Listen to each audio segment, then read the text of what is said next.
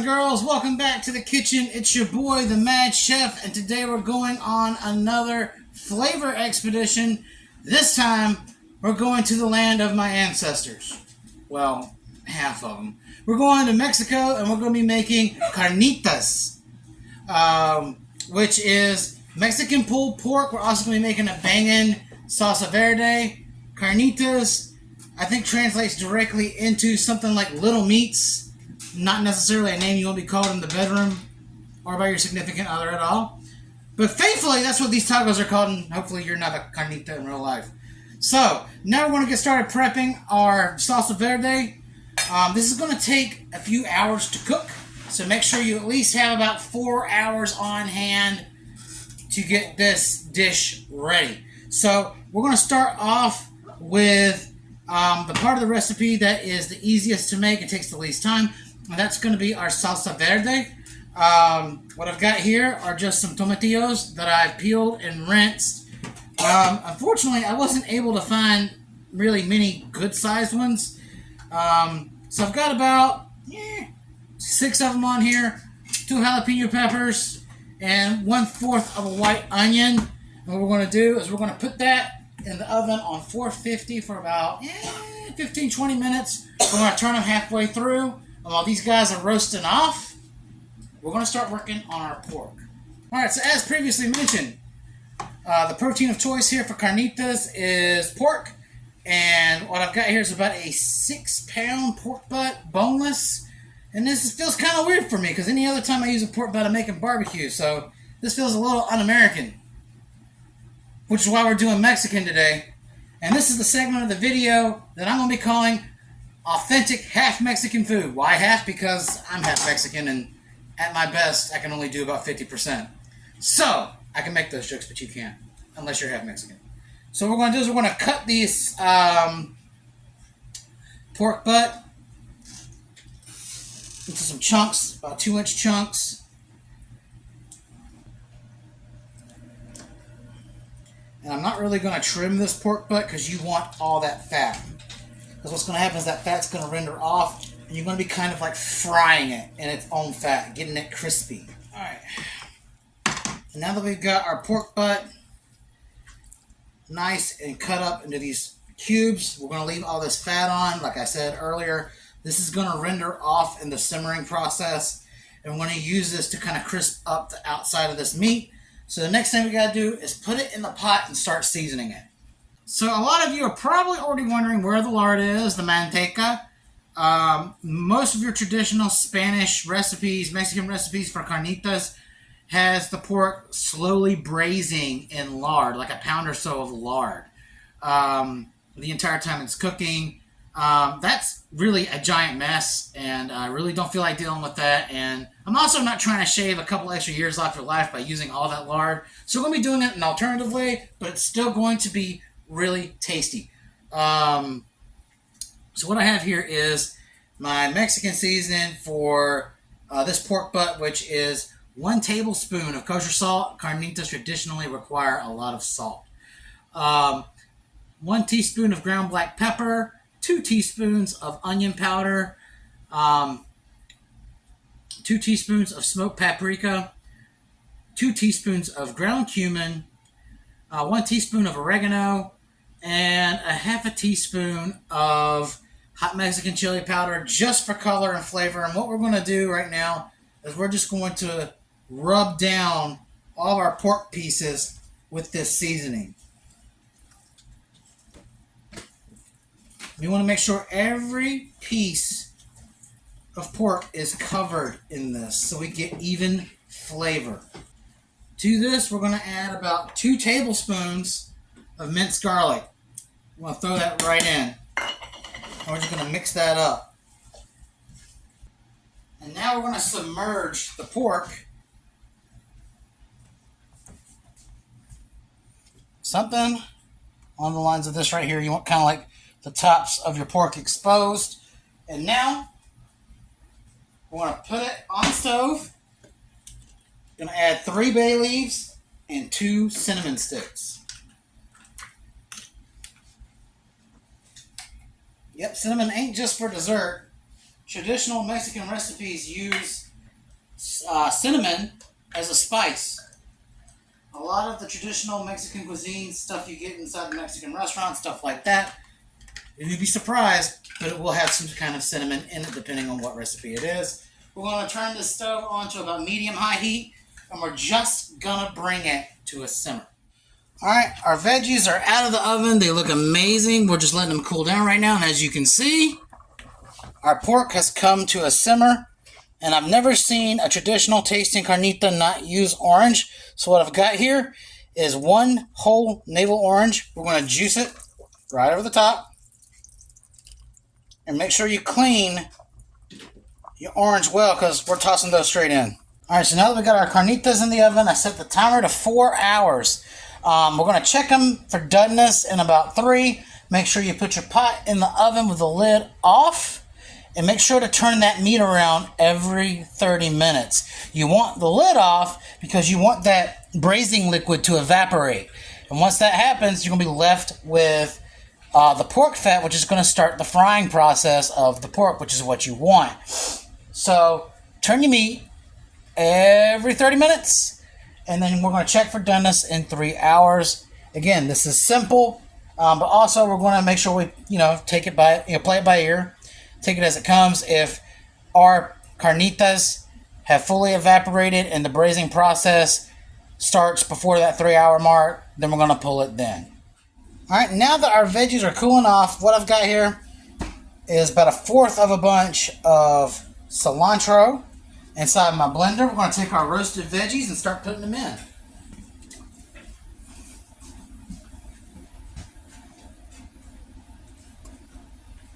Now y'all can totally substitute jalapenos for serranos, but I want kind of a mild sauce to go with our pork. We're also going to be adding in 2 tablespoons of minced garlic.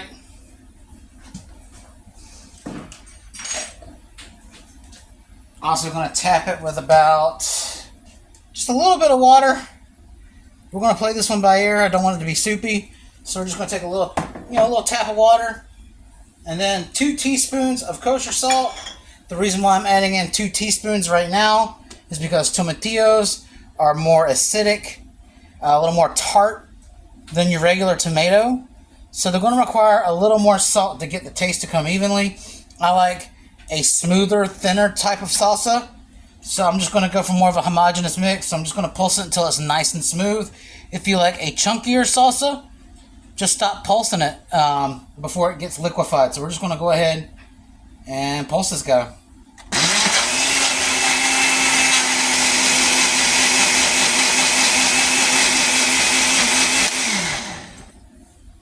And we're going to take a look at it.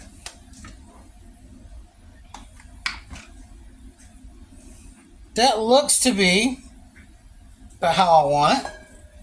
So we're going to go ahead and pour it out into this bowl. And we want to take a taste of it, make sure it's right.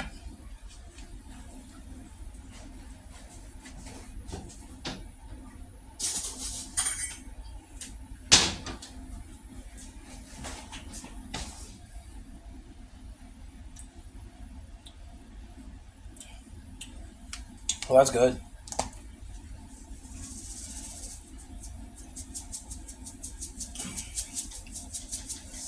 Put a little more salt in there. Kind of trying to combat some of that acid.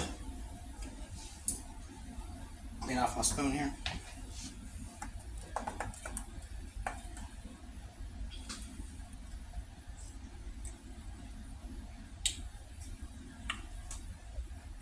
And that's good, y'all. That is seriously good. Can't wait to have this on top of our pork. It's got enough acidity to cut through some of that heavy fat. It's got a little heat to it, but not, scorching hot. You can adjust this and adapt this to however you want. This is a really fresh tasting salsa verde, and I can't wait to have it on these tacos. So now all we gotta do is wait on the pork, guys. This is incredibly simple once you get it in the oven. Every half hour, turn your meat. And then we're going to check for doneness at 3 hours. So get lost, find yourself something to do. All right, so this is the long-awaited 3rd hour. And as you can see,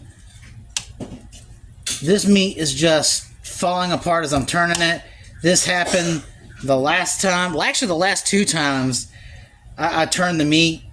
So it's looking like this is pretty much about done. So what we're going to do is we're going to go ahead, take out the oranges, the bay leaves, and cinnamon, and move on to our next step. All right, this next step is going to take carnitas to the next level. Now that we're done, and this pork is just simply falling apart, didn't have to shred it or anything, we're going to take our pork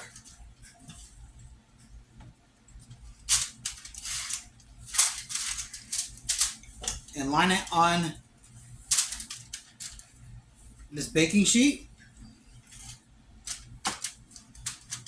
And we're going to let that crisp up just like this, and some of it's fat and that fat juice.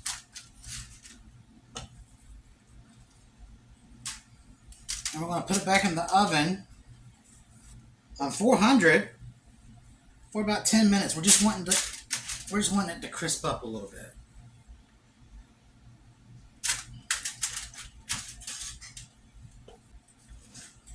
And don't worry, we're going to be using that grease, that fat water that's at the bottom of this pot. We're going to be using it later on for the finishing touch. So let's put these bad boys in the oven. And I did forget to put something in my salsa verde. If you guys haven't figured it out by now, I'm a very forgetful person. So now I'm going to add in the juice of a half a lime. I knew it was missing something. I just couldn't remember what it was. So while the pork was cooking, it just hit me. It needs lime. We're going to stir that up. Try it again.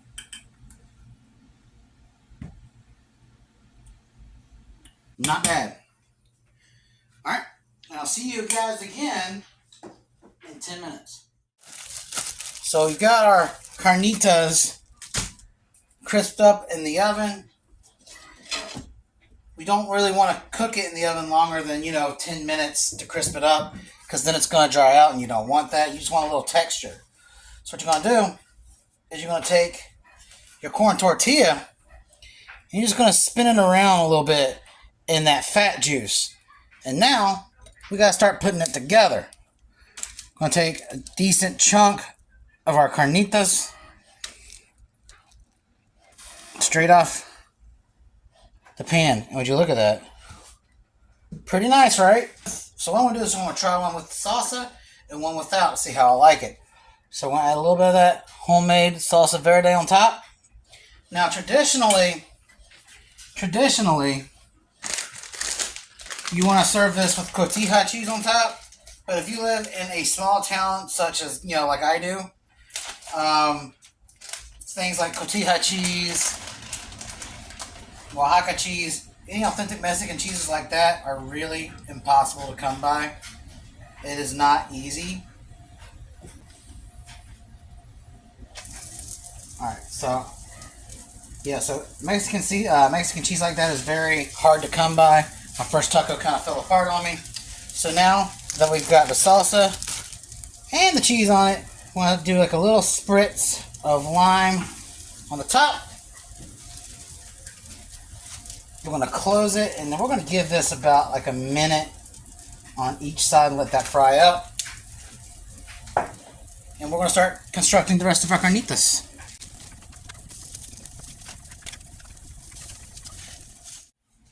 So unfortunately, a lot of these tortillas just fell apart while I was trying to cook them. So unfortunately, the taco that had the salsa in it that I made kind of fell apart. It was like the first one to fall apart. So basically what I've got here is just your carnitas, a good toasted taco.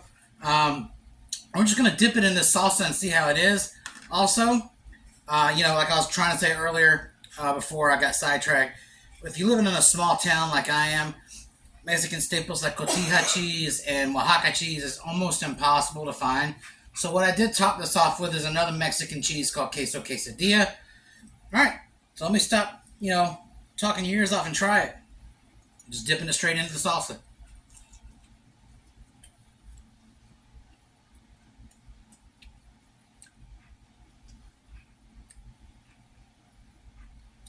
Guys, that's actually really good.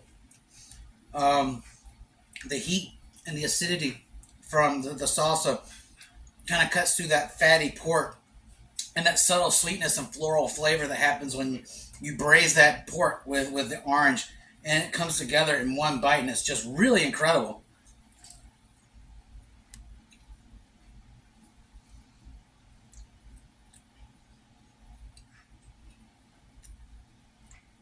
That melty cheese on top is just magnificent. Guys, this is a great idea for the big game. Um, I know this video should probably be out before the Super Bowl. This would be a great thing to do on Super Bowl Sunday. Get up early, make these kicking carnitas. We did not need to braise this meat in a ton of lard to get great flavor. And by crisping up the protein, in the oven after the fact, just elevated the texture and the flavor of the meat.